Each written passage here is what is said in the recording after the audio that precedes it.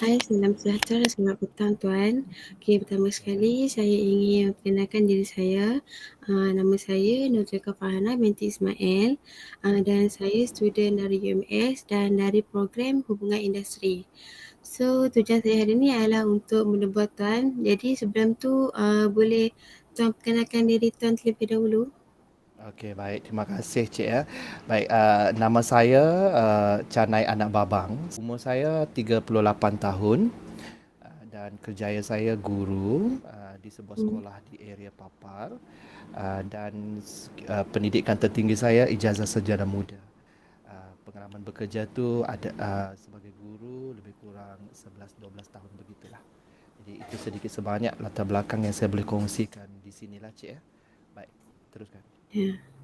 Salam perkenalan ya Tuan. Okey, jadi tanpa membuang masa, mari kita teruskan dengan sesi temu bual kita.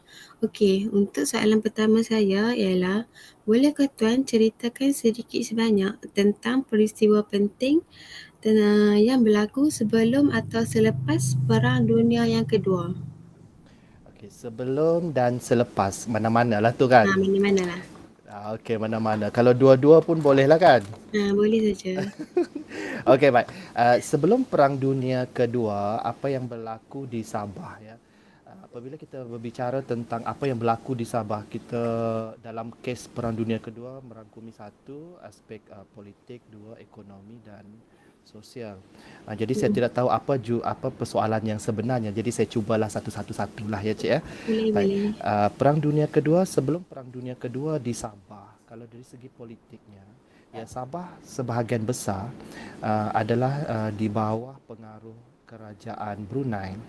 Ya, di sebelah bawah tu yang apa nama tu, termasuklah Kota Kinabalu sekarang ni yang Hmm. sepinggang area-area sana tu, Hmm. pantai area barat ke area timur saya pun tak pasti sudah. Okey, kemudian yang sebelah atas tu kalau ikutnya adalah di bawah Kesultanan Sulu. Ya, kemudian dari segi ekonominya, kebanyakan ekonomi apa nama di Sabah sebelum Perang Dunia Kedua lebih kepada sendiri punya, dengan kata lain Hmm. sara dirilah. Cuma Hmm. apabila Kesultanan Brunei dan Kesultanan Sulu datang kan sebelah barat dan sebelah timur tu, okay, maka sistem apa ekonomi pentadbirannya di bawah sistem kesultanan lah. Baik, manakala kalau dari segi budayanya masyarakat Sabah terdiri pada pelbagai kaum dan Hmm. juga budayanya pun mengikut kaum masing-masing, terutamanya kaum majoriti lah seperti dusun, kedazan yang mana kebanyakan mereka ini tinggal di kawasan pedalaman. Uh, Kedazan mungkin ada di kawasan bandar. Jadi kebanyakannya yang tinggal di kawasan yang maju yang ada pelabuhan-pelabuhan utama itu selalunya kaum Cina yang imigran datang ke situ dan kebanyakannya kalau segi budaya mereka mengamalkan budaya turun-temurun lah. Hmm. Begitulah secara tidak langsung lah sedikit sebanyaklah berkaitan dengan dari segi budayanya itu Hmm. ya. Lagipun mereka lebih kepada apa nama tu mementingkan sendiri punya pergaulan antara kaum itu pun kurang begitu ya. Baik, itu sebelum Perang Dunia Kedua. Baik, selepas itu apabila Perang Dunia Kedua tercetus, kedatangan Jepun ke Asia Tenggara ya, iaitu kesinambungan daripada Perang Dunia Pertama. Teruslah Jepun lah menjadi kuasa tentera besar pada masa itu di kawasan Asia Pasifik. Sehinggalah penjajahan berlaku ke Tanah Melayu, seterusnya Sabah, seterusnya ke di Sarawak, seterusnya ke Sabah. Ya, jadi Perang Dunia tercetus, berlakulah perubahan dari situ, terutamanya daripada segi ekonomi, sosial dan juga budayanya. Tambahan pula sebelum itu British pun mentadbir Sabah. Kemudian wujudlah SBUB. Saya percaya semua orang kenal SBUB. Okay. Begitulah keadaan dia. Jadi SBUB itu memainkan peranan penting dalam mengeksploitasi ekonomi. Ini dari segi ekonomi. Dia eksploitasi semua sumber yang ada di Sabah, terutamanya kayu balak. Ya, dan juga hasil laut. Hasil laut ini kebanyakannya di kawasan pesisiran pantai lah, terutamanya yang diusahakan oleh kaum Bajau. Bajau kah? Macam itulah lebih kurang. Lupa-lupa saya. Ya. Hmm. Okey, kemudian dari segi pentadbirannya pun sama. Tidak jelas bagaimana pengambilan kuasa SBUB daripada Kesultanan Brunei ataupun Kesultanan Sulu.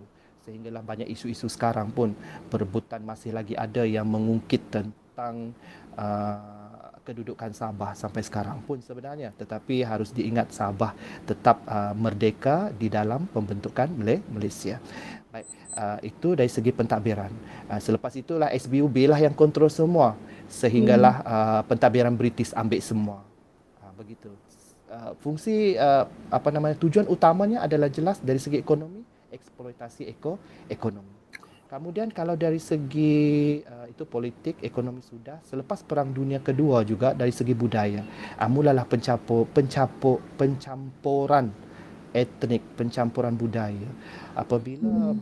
perkembangan ekonomi itu semakin galak kan, mulalah British ini tadi tentera pula. Kerajaan British ini mengambil masuk ya golongan-golongan buruh, pekerja-pekerja buruh dari luar.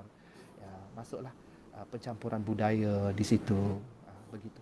Itu selepas Perang Dunia yang Kedua. Hmm. Jadi wujudlah pembangunan kalau dari segi sosialnya, jaringan jalan raya dan kereta api yang sampai sekarang pun kita ya jaringan sosial itulah perkembangan pusat-pusat bandar.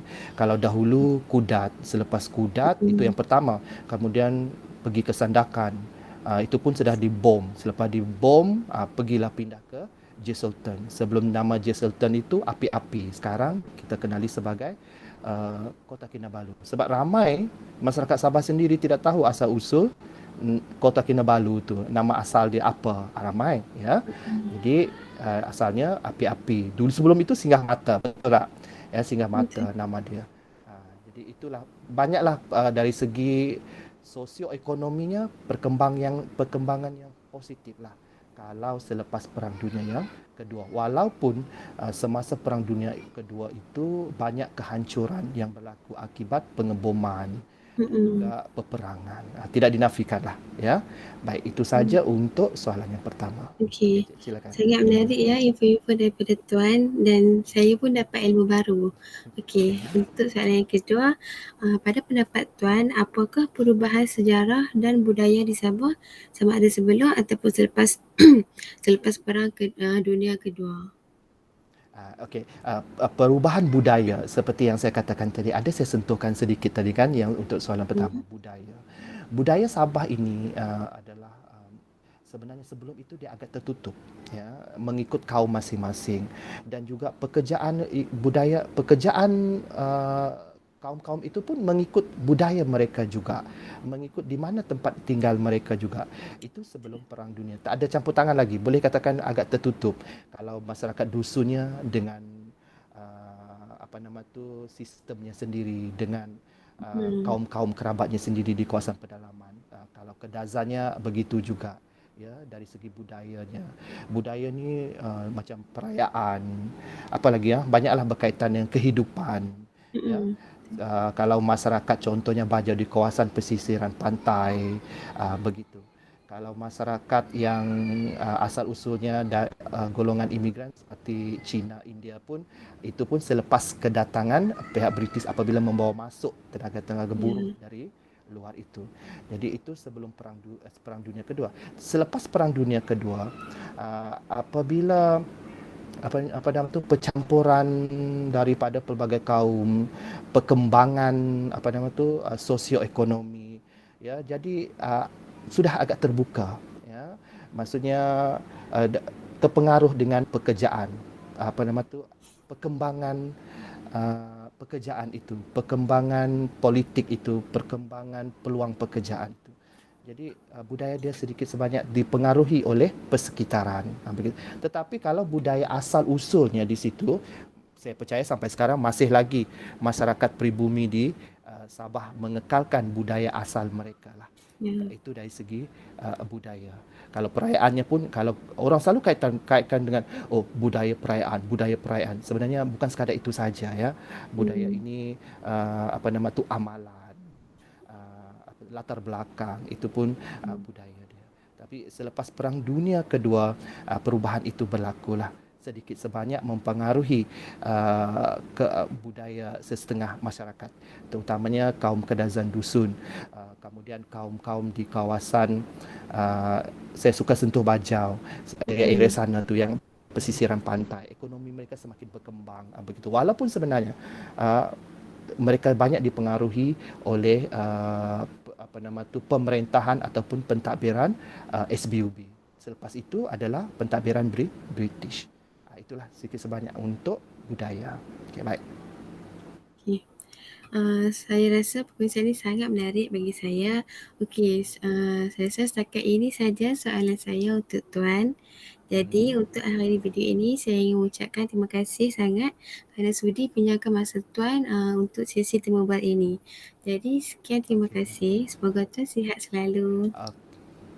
Okey, baik Cik Zulekha.